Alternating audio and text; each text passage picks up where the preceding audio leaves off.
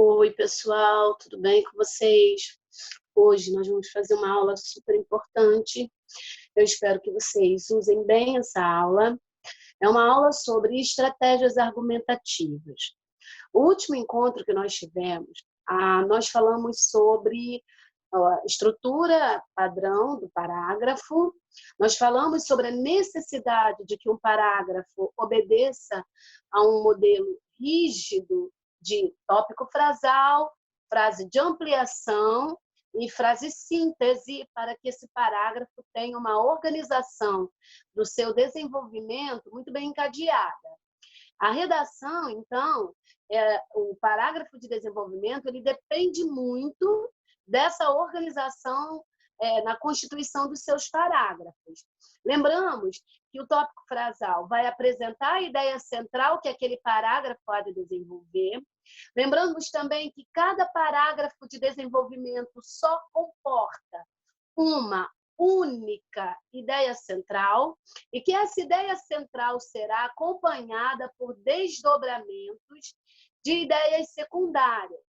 Ou seja, cada parágrafo de desenvolvimento se desenvolve, se desencadeia em torno de um argumento central que vai sendo desdobrado e suportado, apoiado por alguma área de conhecimento. Essa área de conhecimento, ela vai aparecer na frase de ampliação, que vai aprofundar, explicar, interpretar, justificar o tópico frasal. E a frase síntese, que é a frase que fecha o parágrafo de desenvolvimento, ela tem que demonstrar que aquele parágrafo chegou ao final, que ele foi suficiente para que discutisse aquele argumento, deixando claro que ele terminou e que você vai começar um novo parágrafo de desenvolvimento com uma outra ideia ou que encaminhará à conclusão. Só que para fazer isso, como organizar uma dissertação, principalmente como sustentar boas ideias se eu não usar as estratégias argumentativas. Então, a aula de hoje ela está toda direcionada para pensar em como conseguir abarcar essas ideias a partir das estratégias argumentativas. Essas estratégias argumentativas são elas que vão apresentar as áreas de conhecimento. Como eu vou colocar as áreas de conhecimento na minha redação? Como é que eu vou mostrar para o meu corretor que eu estou usando alguma área de conhecimento? Então, você vai mostrar isso a partir do uso das estratégias argumentativas. São essas estratégias que vão entrar no parágrafo de desenvolvimento, elas não precisam entrar só no parágrafo de desenvolvimento, não, mas principalmente ali. São elas que entrarão e farão o suporte para que o seu tópico frasal tenha sentido, tenha fôlego, tenha uma confiabilidade. As estratégias são muitas e a gente vai usando de acordo com o nosso projeto de texto. As estratégias vão funcionar de acordo com o projeto de texto que você fez e aí, à medida que você for usando, você vai vendo o que funciona melhor para você e para o seu texto. O ideal é nunca usar uma estratégia só. Exemplo, se você já usou num parágrafo de desenvolvimento, por exemplo, uma exemplificação, que o outro parágrafo use outra estratégia, que use uma citação, ou uma causa e uma consequência, ou uma contra-argumentação. O que não pode parecer é que o nosso candidato, que o aluno, faz apenas uso de uma única estratégia o tempo inteiro, como se não houvesse outro recurso a oferecer ao texto dele. E se ele faz isso, seu texto cai numa previsibilidade e fica muito simples, fica muito previsível e muito frágil. Então, usar pelo menos duas estratégias diferentes para os parágrafos de desenvolvimento vai tornar o seu texto com maior capacidade de ter uma nota elevada na parte da argumentação, na competência 3, que é a competência da argumentação. Aqui, nós elencamos para vocês algumas das estratégias e como elas podem ser bem empregadas. A exemplificação, por exemplo, é uma das melhores estratégias. A exemplificação, ela concretiza o tema. Quando você coloca um exemplo no seu texto, quando você parte para um exemplo extraído da realidade, você tira aquele tema da abstração para trabalhar uma situação de maior concretude. Então, ele busca justificar o ponto de vista defendido por meio de exemplos, permite hierarquizar as informações. Então, a exemplificação, ela é sempre um elemento que dá concretude ao tema e que você não precisa usar tanto repertório cultural complexo, porque o exemplo pode ser algo bem atual e de conhecimento geral. A causa e a consequência também são muito interessantes, porque vai permitir que esse candidato, que esse aluno, busque, ao mesmo tempo, as raízes daquele problema, trazendo ali fatos históricos que dialoguem, principalmente fatos históricos que estejam relacionados àquele problema, e à medida que eu trago esse fato histórico como uma causa, eu vou mostrando que tipo de efeitos esse fato histórico produz na sociedade no hoje, na atualidade. Então, é um tipo de produção que facilita bastante, que vai melhorando a capacidade do corretor entender início, meio e fim da produção. O mais importante é que quem leia o texto consiga observar que há nele uma construção que obedeça a uma lógica de início, meio e fim. Não pode parecer que nós estamos usando artifícios sem ter exatamente a certeza de onde a gente quer chegar. Então, por exemplo, se a gente está trabalhando num tema relacionado à questão do desemprego do jovem hoje na sociedade brasileira, e nós pontuamos sobre a crise, né, a crise econômica no Brasil, a gente traz esse fator como causa. A gente pode ainda buscar uma outra causa, que além da crise, há uma questão da qualificação profissional, um problema grave educacional, que a escola brasileira, já no cerne da sua existência, tem carregado ao longo da história de não conseguir efetivamente garantir, por meio apenas desse elemento educacional, que o indivíduo seja competitivo no mercado de trabalho. Então, ao abordar uma causa, você pode atrelar a ela uma causa da causa. E isso fica bem interessante.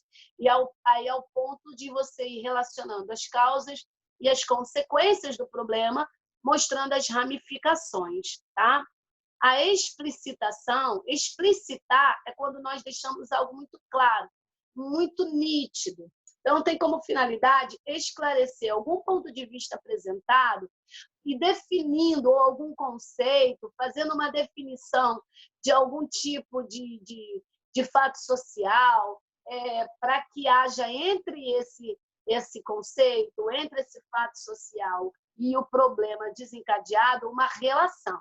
O que não pode acontecer também é colocar uma estratégia que não tenha relação direta com o tema. Uma série de alunos colocam citações na redação de Casagrande Senzala, citações de Aristóteles, em textos que não têm essa relação direta. E aí, para o Enem ou para o UERJ, esse tipo de tentativa ela se frustra, porque a relação entre a estratégia e o tema, elas estão muito distantes. Então, é importante que vocês leiam o roteiro das redações e tentem obedecer a elementos relevantes quando forem usar as estratégias, que esses elementos estejam direcionados para o tema. Então, por exemplo, o tema sobre autismo, tem aluno, e nós discutimos algumas situações muito importantes sobre autismo. A questão educacional, a questão da dificuldade do diagnóstico, a questão do SUS. Muitos alunos, ao invés de construírem a redação direcionada para elementos concretos que problematizam o tema do autismo, eles simplesmente vão para caminhos que são comentários, comentam comentam coisas que a sociedade ela não tem tanta confiança nos indivíduos autistas, a sociedade ainda age de modo muito preconceituoso. São frases que são falas de senso comum. O que a gente precisa na redação é dar um suporte para aquilo que é importante. Então, se você discute que há hoje ainda um déficit enorme quando se busca entender, ter informações sobre os tratamentos do autismo, a dificuldade de diagnosticar, a possibilidade que a escola tem de oferecer a esse indivíduo portador de TEA um amparo para que ele desenvolva sua autonomia, mas você apontando coisas mais concretas, como nós dissemos, né? A quantidade de professores sem especialização em nenhuma área, né? Como a universidade faz com que a maior parte dos trabalhadores do magistério não tenham ferramentas necessárias para lidar com essa realidade, isso é muito mais importante do que você repetir frases que são muito aleatórias. Então, quero muito que vocês entendam que estratégia é algo mais específico, é algo que tem que ser importante dentro do texto, tá? Outras estratégias que são a enumeração. A enumeração ela é uma estratégia um pouco longa, então tem que tomar cuidado para fazer a enumeração, porque você vai apresentando uma sequência de elementos que vão provar uma opinião emitida. Então, por exemplo, se você diz que supondo que a gente vai falar sobre mobilidade urbana, trânsito, como a sociedade brasileira está preparada para abrir mão do carro, supondo que você esteja falando sobre isso, e você vai fazer uma enumeração sobre os problemas do tráfego brasileiro, você talvez se alongue demais. Então, se a gente disser, por exemplo, que o jusselinismo, que o fato de termos um movimento que associou desenvolvimento à chegada do carro, e que esse movimento ele começa ali em Washington Luiz, mas que vai permanecendo com Juscelino Kubitschek, e que é uma marca da sociedade brasileira abrir mão de outros modais, como o trem, em função do carro, em função das empresas automobilísticas de capital estrangeiro. Então, você tem que tomar cuidado, porque, tá vendo? Eu me alonguei bastante, porque quando eu enumero, eu vou apresentando uma sequência de fatores. É bom, mas eu tenho que tomar cuidado para que essa sequência de fatores não fique tão longa a ponto de tornar o texto expositivo.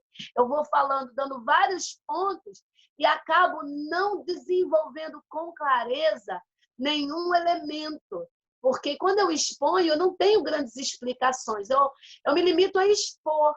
Então, a enumeração ela é boa, mas ela precisa ser usada com cautela, não enumerar vários fatores em sequência, ver se você está dando atenção para como esses fatores estão encadeados e que tipo de resultado eles produzem na sociedade, para que o texto ganhe importância com essa estratégia e que isso não fique tão cansativo. Tá? A comparação é uma das estratégias mais válidas. A comparação ela é hoje, assim, uma das estratégias que mais destacam no seu texto. Alunos que têm capacidade de comparar realidades diferentes, comparar períodos históricos diferentes e encontrar entre eles ou um ponto de semelhança ou o contrário, ou um ponto de distinção. O que é importante você entender? Que quando nós fazemos uma comparação, normalmente as pessoas acham que a gente vai estabelecer uma relação de semelhança. Pode ser, mas pode ser também comparar para articular uma diferença entre os elementos. Então, a comparação ela é muito rica, porque ela pode te orientar para mostrar algo em comum entre as sociedades, entre os fenômenos, entre os fatos que você está discutindo, ou pode também mostrar como a sociedade se comporta de maneira diferente. Então, se eu, por exemplo, estou trabalhando com um tema sobre obesidade, sobre a questão da alimentação, e se eu mostro que, durante muitos anos, durante décadas, a sociedade se amedrontava com a ideia de perecer devido à falta de alimentos, se a falta de alimentos, se a escassez de alimentos foi aquilo que durante muito tempo amedrontou a sociedade, hoje exatamente é o excesso de alimentos que mata o homem muito mais do que a escassez. A obesidade hoje é mais letal do que a própria desnutrição. Então, a comparação ela é um recurso que ela é riquíssimo e ela pode te dar tanto semelhança quanto diferença. Então, hoje no Enem é um dos pontos que vão dar qualidade para o seu texto, desde que você mostre com clareza o que você quer comparar, como essa comparação se estabelece, né? Que tipo de conclusão nós chegamos com isso. A contra-argumentação é outra estratégia rica. É uma estratégia difícil, mas é uma estratégia que, quando bem feita, dá um resultado poderoso para o texto. Então, esse enunciador se opõe a algum ponto defendido pelo senso comum. É bem interessante quando você contradiz o senso comum. Claro que você não pode contradizer o senso comum sempre. Por quê, Nilceia? Porque o senso comum ainda é um senso. A gente tem que entender o que é o senso comum. O senso comum é aquilo que parece coerente, notório para a sociedade. Então, às vezes, querendo ser muito inovador e tentando contrariar esse senso comum, o que pode acontecer é eu acabar provocando uma incoerência no texto. Agora, eu posso sim questionar uma verdade considerada válida, algo que as pessoas veem como certo. Exemplo, a gente pode pegar uma frase do Hobbes, né? Uma frase do Rousseau, né? Rousseau dizia que o homem nasce bom, que a sociedade o corrompe. Mas aí, supondo que eu esteja fazendo uma redação sobre essa questão da empatia do homem no século XXI, se o homem nasce bom e a sociedade o corrompe, então, o que acontece com a sociedade? O que acontece com esse nascer bom? Como é que se degenerou esse processo entre a natureza humana e a convivência? Sabe? Você pode questionar o Rousseau.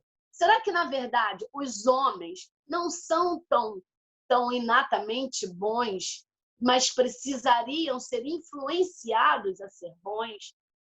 Ou não será que o Rousseau acredita mesmo que a natureza humana seja tão benévola assim? E de onde teria vindo, então, toda essa competitividade? Então, quando você questiona um pensamento que já existe, mas trazendo algo muito coerente, isso ganha muita importância, tá? Porque, do mesmo ponto, da mesma maneira como ele diz que o homem nasce bom e a sociedade o corrompe, a sociedade é constituída por homens. Ora, se essa sociedade é constituída por homens, há que se entender. Será, então, que os homens são educados muito mais para competirem entre si e precisam ser estimulados a fazer o bem muito mais a partir do seu nascimento do que propriamente da sua natureza? Ou seja, criar esse tipo de argumentação, de contra-argumentação, é muito poderoso e mostra que você está construindo um texto com características muito individuais, muito originais. Então, as estratégias elas vão colocando o seu texto num lugar de destaque. Tá? E é a partir dessas estratégias que vão entrar as áreas de conhecimento. Você não vai jogar uma área de conhecimento direto na sua redação. Ela vai entrar na sua redação exatamente por esse caminho. Outra estratégia que você pode usar é a pergunta retórica. Lembra que uma pergunta retórica é uma pergunta que nós fazemos, mas que nós já estamos nos posicionando quando fazemos essa pergunta. A pergunta retórica não é uma pergunta nova, não é uma coisa, não é algo, como é que eu posso dizer, inovador. A pergunta retórica é uma pergunta em que eu faço em já me posicionando sobre ela. Não é uma pergunta que eu faço e não respondo. Por exemplo, até que ponto é viável para a sociedade brasileira abre mão do carro, supondo. Esse tipo de pergunta não é exatamente uma pergunta retórica, porque parece que não tem posicionamento de quem fez a pergunta. A pergunta é retórica quando nós conseguimos observar, já na forma como o indivíduo perguntou, uma demonstração daquilo que esse argumentador pensa. Então, quando eu digo assim, é possível para uma sociedade como a brasileira, que precisa de evolução, para um país na dimensão como o Brasil, na dimensão de um país continental, é viável utilizar principalmente o transporte rodoviário como mecanismo de buscar e levar mercadorias? Haveria uma outra forma que fosse mais sustentável? Então, esse é um tipo de pergunta retórica.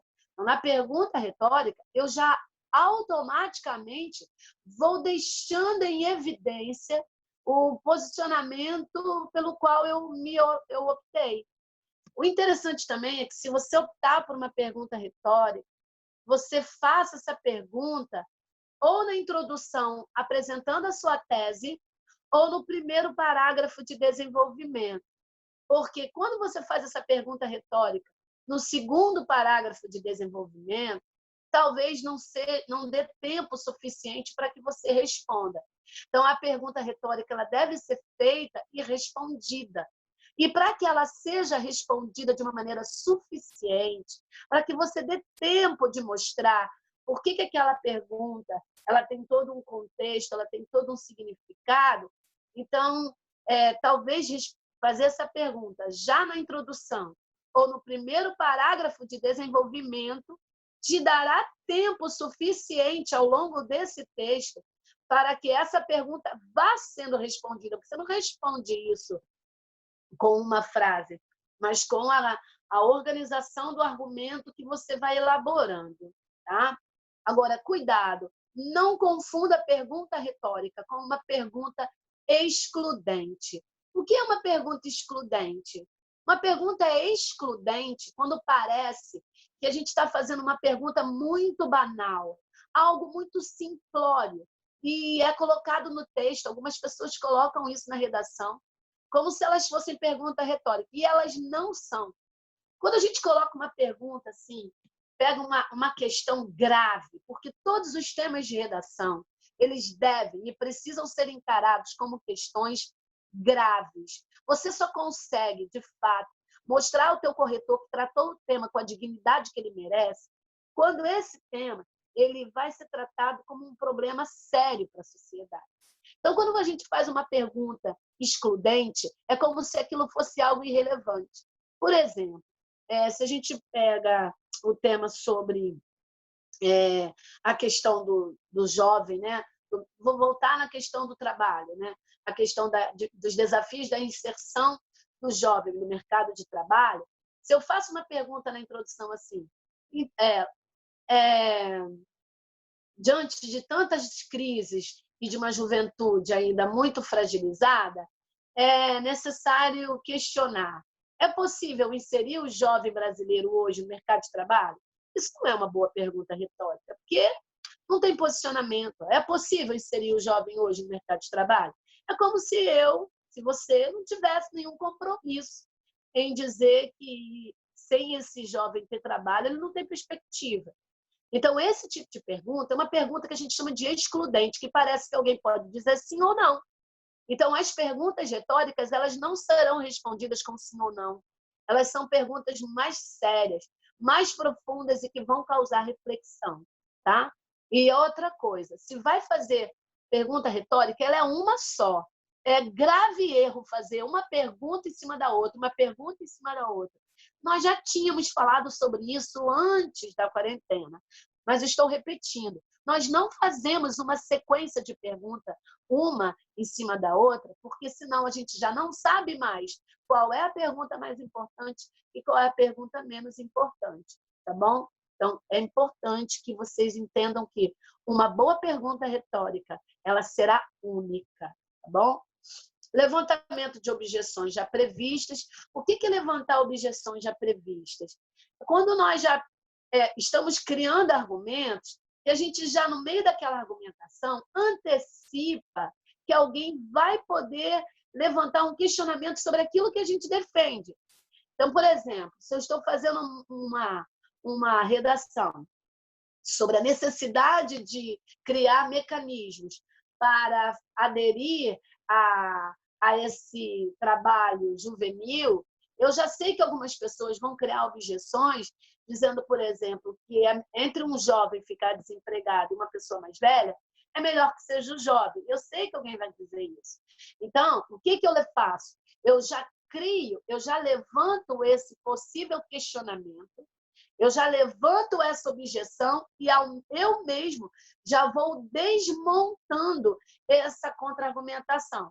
Por exemplo, então, voltando exatamente para esse tema, voltando aí para a questão do jovem. Se alguém dissesse que entre um jovem inexperiente ficar desempregado e um pai de família é muito melhor que seja um jovem experiente, essa visão pode, em até certo ponto, parecer justificável. No entanto, é fundamental relembrar que na sociedade brasileira, muitos jovens compõem a renda familiar. E, nesse caso, o trabalho desses jovens ele não é um trabalho dissociado da renda bruta da família. Pelo contrário, ele é um trabalho que participa da renda total dos moradores dessa casa.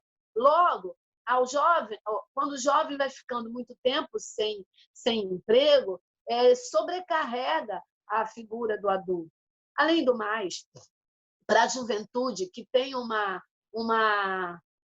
situação de maior fragilidade na constituição da sua psique, a sensação de fracasso ou a sensação de não ser útil pode ser muito mais avassaladora do que para alguém que já tem muito mais autoconhecimento.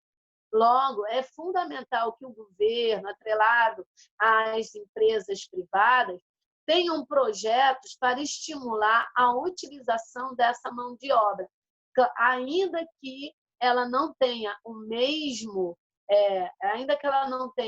reconhecimento financeiro que uma mão de obra já experiente. Percebeu, gente? Então, é mais ou menos assim que nós já levantamos uma objeção e já tentamos reduzir a chance que esse argumento contrário teria. A gente já imagina o que alguém poderia dizer contra o nosso argumento e a gente já vai descartando aquele argumento com a nossa visão, mostrando que aquele argumento não é tão bom, que nos contraria, ele não é tão bom assim. O argumento de autoridade também é um dos mais importantes. Se você observar as redações que costumeiramente ficam com notas muito elevadas no Enem, na UERJ, elas normalmente usam o argumento de autoridade. E esse argumento de autoridade vai mostrar credibilidade para o seu argumento. Vamos lembrar que quando você está fazendo a redação, você não é ninguém, o corretor não sabe quem é você. O que vai direcionar a qualidade do seu texto é que tipos de ideias e de áreas de conhecimento você coloca ali. Então, o argumento de autoridade ele sempre fortalece o seu texto. Ele pode ser construído, você pode também usar, assim como a comparação, você pode usar o argumento de autoridade para concordar com ele ou até para questionar. Então, assim como lá a comparação, você pode comparar a semelhança e comparar a diferença, argumento de autoridade também. Você pode usar a citação do indivíduo para corroborar o que você está pensando, ou pode usar de modo a refutar. Agora, você pode fazer esse argumento de autoridade por meio da citação direta, quando cita exatamente aquilo que alguém disse, a paráfrase, né, que é quando a gente simplesmente usa as nossas palavras, mas mantém o sentido original do texto. Hoje em dia, a paráfrase ela é vista com muito mais validade, às vezes, do que a própria citação direta, porque quando eu consigo fazer uma paráfrase de um filósofo, de um escritor, eu só consigo fazer se eu realmente tiver entendido aquilo que aquela pessoa pensou. Então, a paráfrase ela tem ganhado muita importância ultimamente, que é você não precisar colocar com as palavrinhas iguais, não se limitar a copiar, transcrever, mas reconstruir o pensamento de alguém. A estilização, que é quando nós fazemos uma pequena modificação naquilo que alguém disse, né? Eu lembro do ano passado em que eu dei um tema sobre escolhas, né? Era um tema sobre a difícil arte de escolher. Aí eu peguei uma frase do livro do Pequeno Príncipe, em que ele diz: tu te tornas eternamente responsável pelo que cativas. É uma frase do Pequeno Príncipe. Mas essa frase no livro do Pequeno Príncipe, ela não tinha direta relação com o tema sobre escolha, embora sim, indiretamente tenha, porque escolher ser amigo de alguém não deixa de ser uma escolha. Só que para ficar mais forte dentro do tema, para que a frase do Pequeno Príncipe ganhasse mais relevância dentro do tema, eu fiz uma estilização. Ou seja, eu modifiquei algo. Eu fiz: tu te tornas eternamente responsável por aquilo que não escolhes. E a ideia do não escolhes foi exatamente para quebrar o senso comum, para quebrar aquele paradigma, aquele modelo. Porque normalmente a gente diz que a gente se torna eternamente responsável pelo que escolhe. Eu quero dizer que toda vez que a gente não escolhe, a gente se torna mais responsável ainda, porque aí não podemos dizer nada. Toda vez que a gente não deu opinião, toda vez que a gente se ausentou e fingiu uma neutralidade, a gente está mais seriamente comprometido com um grupo que já é vencedor. Então, ao invés de eu usar tu te tornas eternamente responsável pelo que cativas, eu fui lá e estilizei e disse: tu te tornas eternamente responsável pelo que não escolhes. E aí, fazendo uma adaptação para o tema. Isso é a estilização, ela é muito boa. Você pode pegar uma frase de um grande escritor, Simone de Beauvoir, né? Ninguém nasce mulher, torna-se. Então, ninguém nasce machista também, torna-se. Né? Ninguém nasce nada, a gente vai se tornando.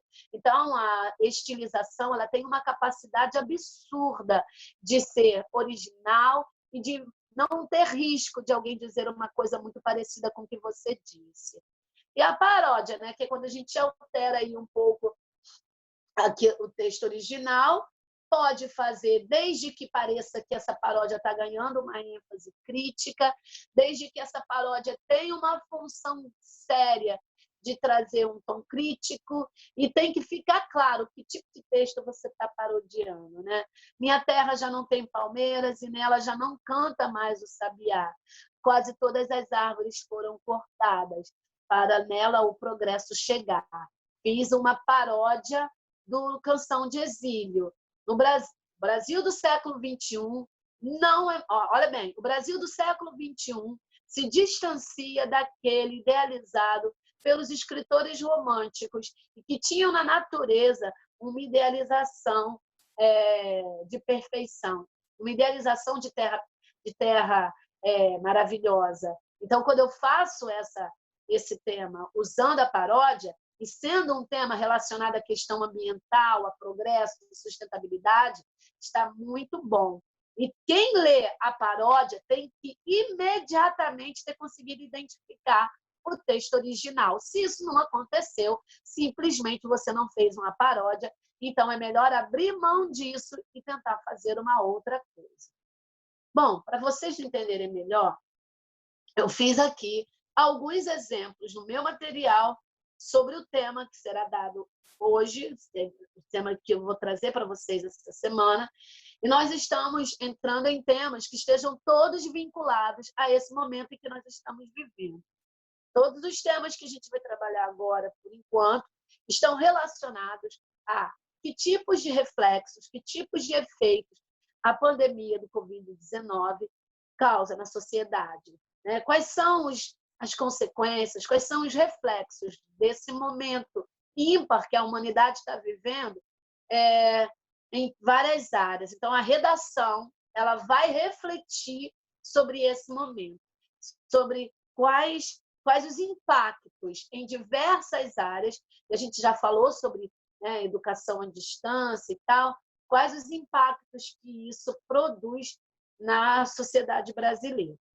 Então, aqui a gente está montando uma estratégia por meio do exemplo. Veja, aqui a estratégia é o exemplo. O exemplo, na verdade, é a estratégia da citação direta, a estratégia é a citação direta, e o tema está aqui, ó, necessidade de investimento na ciência. É o tema dessa semana, a necessidade de investimento na ciência brasileira. Tá? Então, a partir de toda essa situação que nós estamos vivendo, de todo esse contexto de pandemia, como que a sociedade vai sair desse momento vendo a ciência? Qual vai ser a nossa relação com a ciência? Olha um exemplo. Então, qual foi a estratégia que eu usei? Citação direta, tá? Fabiano dava-se bem com a ignorância. Tinha o direito de saber. Tinha o direito de saber? A impactante, então, ó, tá vendo? Ali, entre aspas, a citação direta do livro do Graciliano Ramos. Por que direta? Porque eu tirei igualzinho, tá? A impactante constatação sobre o personagem da obra Vidas Secas constitui-se uma metáfora válida para grande parte da população brasileira. A esse respeito, a perigosa amizade entre força e desprezo pela ciência tem resultados sórdidos para qualquer sociedade, mas especialmente para aquelas que, assim como a brasileira, também flertam com ditaduras e violações de direitos. Nesse sentido, investir em conhecimento representa restituir a fabianos tantos a condição de homo sapiens, a qual lhes foi sequestrada pela privação do acesso a uma digna vida escolar. Eu queria que vocês entendessem, olha só, eu estou pegando ali a citação do livro, Fabiano dava-se bem com a ignorância. Tinha o direito de saber? Então, qual a relação que isso tem com o investimento na ciência? Cara, ignorância é o oposto de ciência. Tinha o direito de saber? Né? Então, será que a sociedade brasileira realmente tem o direito de saber? E aí a gente vem e constrói, ó, a impactante constatação. Você não pode botar isso e deixar lá como se as pessoas já soubessem de onde saiu essa citação. Esse é o grande ponto que, às vezes na redação, não têm a paciência para colocar. Aí eu venho explicando, ó, a impactante constatação sobre o personagem da obra Vidas Secas constitui-se metáfora válida para grande parte da população brasileira. A esse respeito, a perigosa amizade, qual a relação que tem entre Fabiano, ciência, Vidas Secas, qual é? A esse respeito, a perigosa amizade entre força, porque Fabiano é um homem bruto, Fabiano é um homem que fala que ele mesmo é um animal, né? A perigosa amizade entre força e o desprezo pela ciência, que é o que tem acontecido hoje no Brasil, tem resultados sórdidos para qualquer sociedade. Então, tá vendo? Estou argumentando. Tem resultados sórdidos para qualquer sociedade, mas especialmente para aquelas que, assim como a brasileira, por quê? Porque o tema é sobre ciência no Brasil. Para aquelas, assim como a brasileira, flertam com ditaduras e violações de direito. Ou seja, numa sociedade em que há ainda uma relação tão apegada com ditaduras e com violações de direitos, conviver com essa ignorância, isso é um perigo para uma sociedade. Então, nesse sentido, investir em conhecimento representa o quê?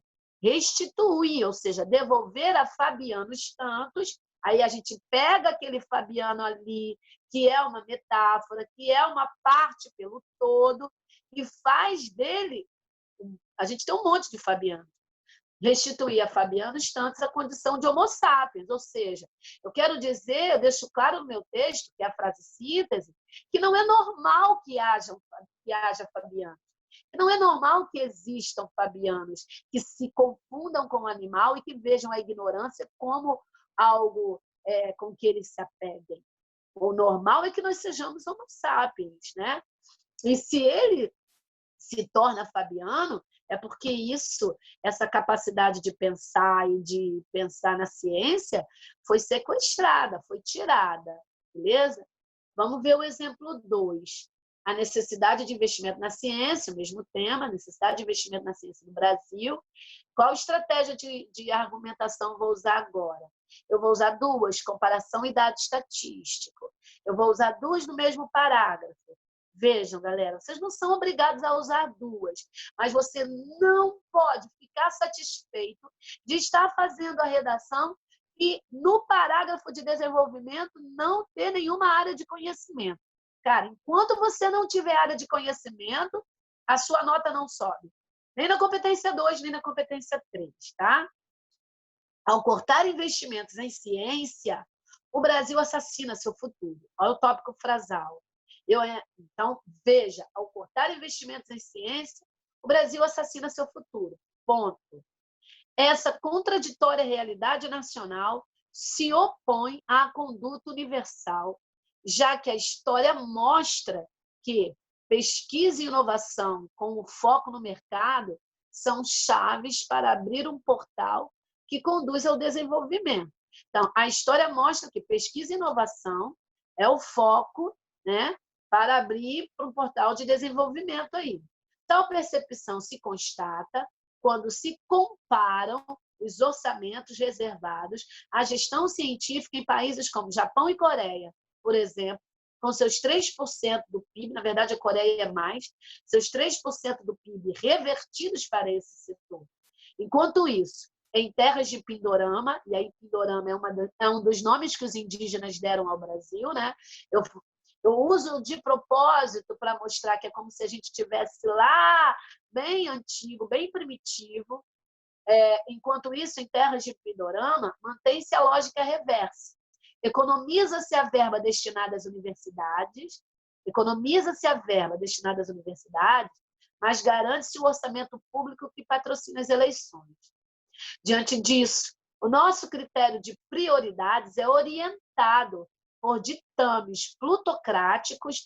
Lembra que plutocracia é o governo relacionado a quem tem dinheiro, né?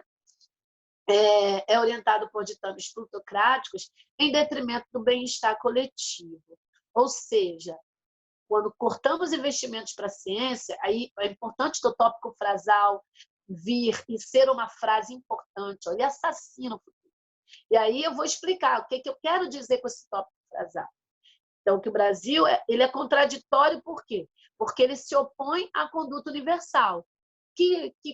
Qual é a conduta universal?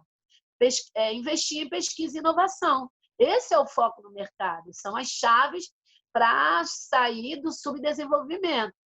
E aí eu vou lá e uso dado estatístico, essa percepção. Eu comparo o Brasil e o mundo. Essa percepção contrária do Brasil se percebe quando a gente vê o tipo de investimento que Japão, Coreia, Estados Unidos têm com 3% do PIB, e o Brasil tem uma verba irrisória.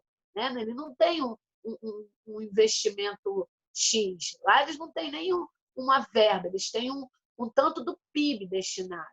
Então, a gente vai, ao longo do texto, estabelecendo a comparação entre a nossa realidade e a realidade de países que conseguem superar seus entraves econômicos e que tipo de prioridade a gente tem. Agora, é muito importante você observar, queridos, que tem todo um encadeamento, tem um início, um meio e um fim. E se não tiver a frase síntese fechando bem a ideia, você precisa treinar.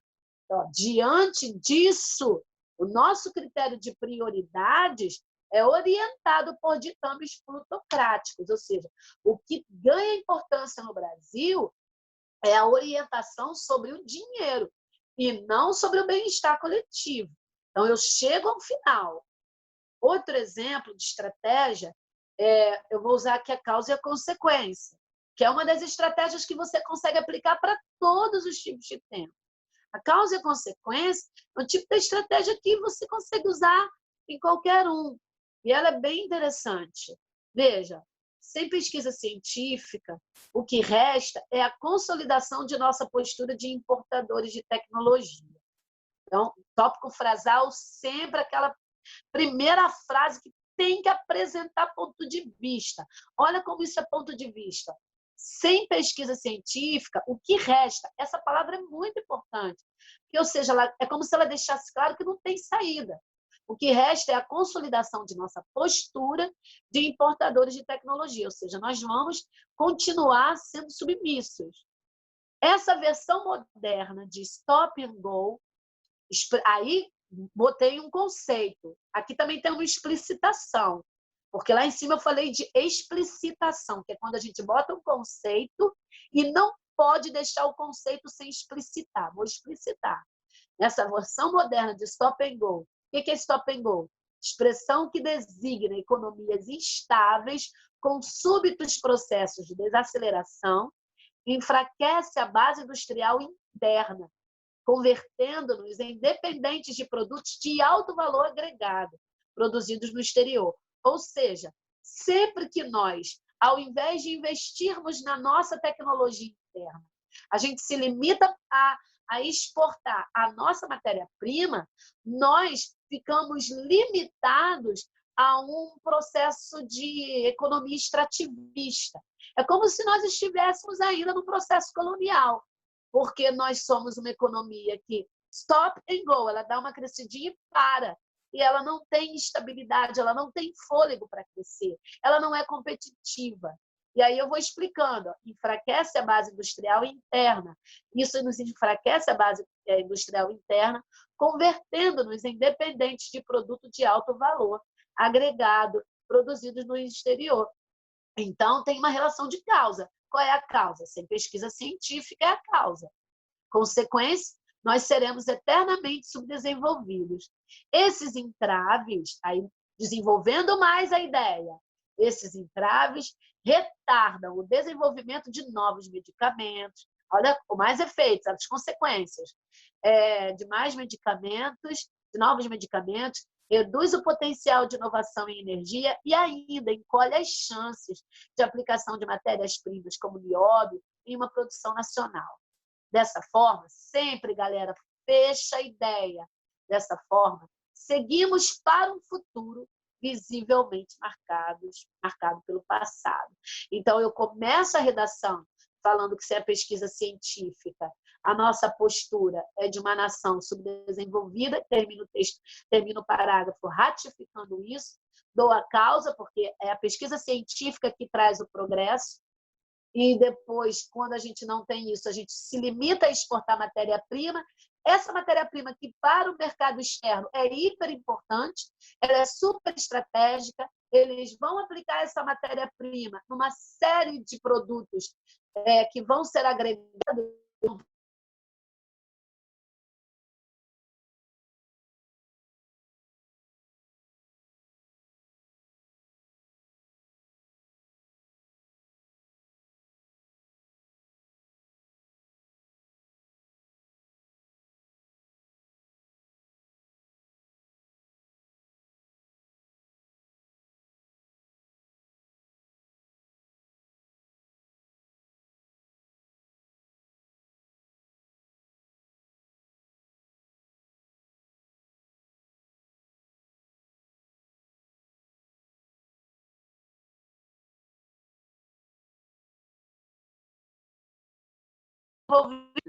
Você só pode começar um parágrafo, por em contrapartida, se esse já for o segundo parágrafo de desenvolvimento e você está fazendo uma oposição ao parágrafo anterior.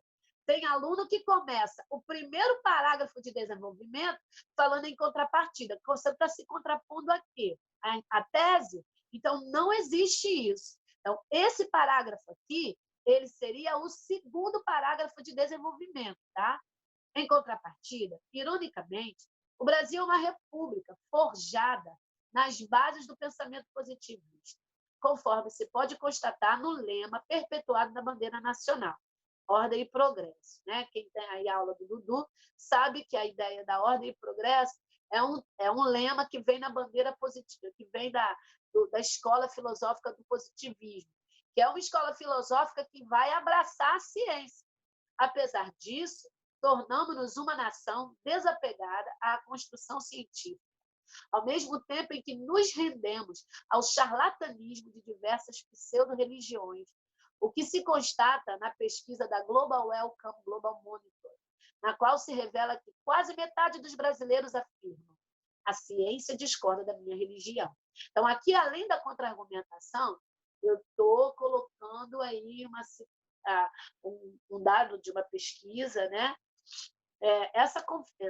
Aqui que eu estou me contra-argumentando.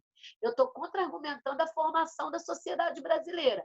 Eu estou contra-argumentando o nosso processo de construção da República. A República Brasileira foi construída sobre as bases do pensamento positivista. E hoje nós estamos contrários à ciência. Ou seja, há uma contradição no nosso próprio processo histórico, na nossa própria forma, na nossa formação. Tá? Então, é esse o contraponto. Ou seja, o Brasil hoje se desvia do processo da formação da sua república. E aí, continuando, essa configuração de uma sociedade influenciada diretamente por uma escola filosófica, a qual se sustenta em princípios racionais, teorias evolucionistas e ideologias que afirmavam ser a ciência o único credo possível, salienta as contradições arraigadas à nossa formação. Aos que juram querer um país voltado à sua tradição, poderiam começar a fazê-lo restaurando o status de conhecimento como verdade, elevando o investimento nas pesquisas. Assim cumprimos com uma saga de país perdido em sua própria história, que almeja avançar para um futuro de progresso, porém, esquecido da ordem que a isso assegura, a autonomia de pensar. Ou seja, apresentei todo o nosso processo de formação de sociedade republicana como uma sociedade positivista que defendia que a única religião do positivista era a ciência, e hoje, essa mesma república que odeia a ciência e que vê a ciência como algo desnecessário, banal e que desacredita na ciência o tempo inteiro. E sempre deixando claro, aos que juram querer um país voltado à sua tradição, porque juram. Eu quis usar o juram para dar uma ênfase nessa ideia de patriotismo. Né? Aos que juram que querem um país voltado à sua tradição, né? Porque hoje há um movimento conservador no Brasil, e eu estou me aproveitando disso, poderiam começar a fazê-lo restaurando o status do conhecimento como verdade, que seria essa a visão do positivismo, a visão que não era assim, que era pelo menos a visão de uma escola filosófica que preza pela ciência, elevando o investimento nas pesquisas. Assim cumprimos uma saga de país perdido, ou seja, a que conclusão a gente chega com isso? Que nós somos um país que não conhece sequer a nossa própria raiz, a nossa própria história, e que cada passo que a gente pensa que vai dar para o progresso só é cabível de acordo com essa visão positivista, com a ideia da ordem, que é a questão da ciência, tá? Daí a ideia da autonomia do pensar. Bom, essas são algumas das estratégias que eu destaquei para vocês, tá bom, galera? Espero que vocês tenham gostado, que vocês consigam aproveitá-las. Daqui a pouco a gente fala sobre o tema.